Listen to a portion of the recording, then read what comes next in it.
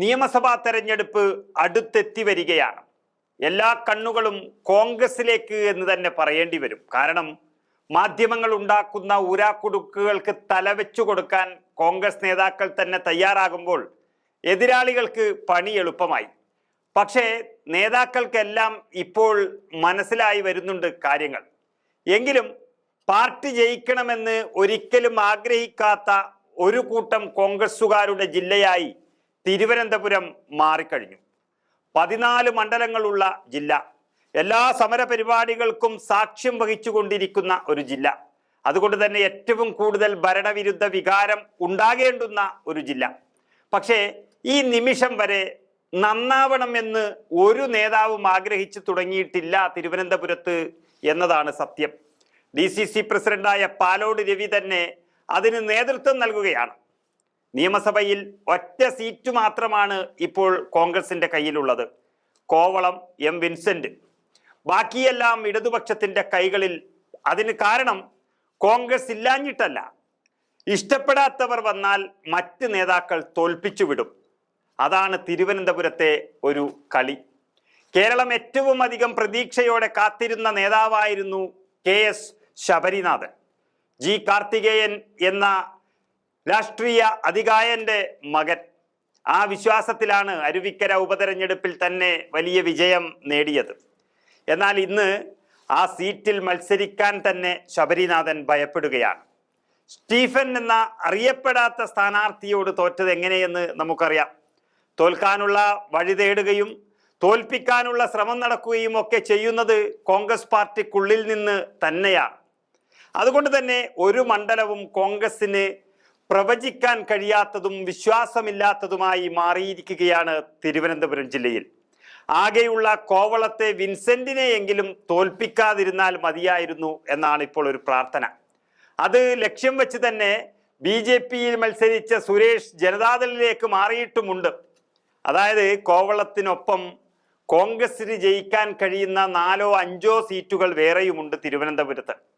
അതിലൊന്ന് K. മുരളീധരൻ മത്സരിച്ചാൽ വട്ടിയൂർക്കാവ് ഉറപ്പായും തിരിച്ചു പിടിക്കും. അതിൽ രണ്ടഭിപ്രായമില്ല. മറ്റൊന്ന് കാട്ടാക്കടയാണ്. മലയൻകീഴ് വേണുഗോപാൽ കഴിഞ്ഞ തവണ പരാജയപ്പെട്ട മണ്ഡലത്തിൽ അദ്ദേഹം അവിടെ തന്നെ കുത്തിയിരുന്ന് പണിയെടുത്തു. ഇപ്പോൾ ജയസാധ്യതയും വലിയ രീതിയിൽ കാണുന്നുണ്ട്.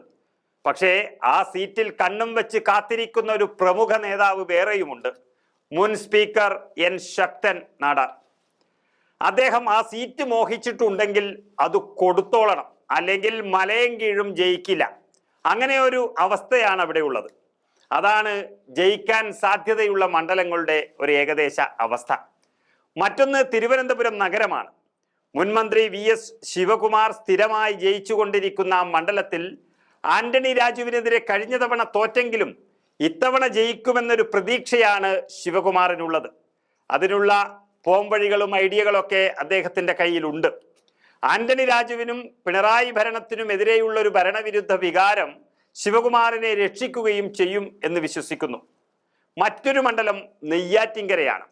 നിലവിലെ MLA CPMലെ ആൻസലൻ മാറിയാൽ കോൺഗ്രസിന് നല്ല സാധ്യതയുണ്ട് നെയ്യാറ്റിൻകരയിൽ. അവിടെയും പ്രശ്നം ഇത് തന്നെയാണ്. ഒരു മണ്ഡലത്തിൽ 2 സ്ഥാനാർത്ഥികളെ നിർത്താൻ കോൺഗ്രസിന് കഴിയില്ല. ഒരാൾ മത്സരിച്ചാൽ മറ്റൊരാൾ പാലം വലിക്കും. വർക്കലയിലും ഇത് തന്നെയാണ് നമ്മൾ കണ്ടത്. വർക്കല മണ്ഡലത്തിലെ മേൽശാന്തിയായിരുന്ന വർക്കല കഹാറിനെ മാറ്റി BRM ഷഫീറിനെ സ്ഥാനാർത്ഥിയാക്കി കഴിഞ്ഞ തവണ. അതോടെ കഹാറും മണ്ഡലം പ്രസിഡന്റുമാരും പരസ്യമായി പണിമുടക്കി ഷഫീർ നന്നായി തോറ്റു. അപ്പോൾ പറഞ്ഞു വരുന്നത് തിരുവനന്തപുരത്തെ കോൺഗ്രസ് നന്നായിട്ടില്ലെന്നും കോൺഗ്രസിനെ തോൽപ്പിക്കുന്നത് നേതാക്കന്മാർ തന്നെയാണെന്നുമുള്ള ഒരു സത്യമാണ്. അല്ലെങ്കിൽ ചുരുങ്ങിയത് ഒരു 5-6 സീറ്റെങ്കിലും എളുപ്പത്തിൽ കിട്ടുമായിരുന്നു. അത് DCCക്ക് മനസ്സിലാകില്ല. കാരണം അദ്ദേഹം ഇതിന്റെ ഭാഗമാണ്. നെടുമങ്ങാട് തോറ്റ സ്ഥാനാർത്ഥി പാർട്ടിയും വിട്ട് തോൽപ്പിച്ചയാൾ DCC പ്രസിഡന്റുമായി എന്നൊരു ചൊല്ല് അവിടെ ചർച്ചയായുണ്ട്.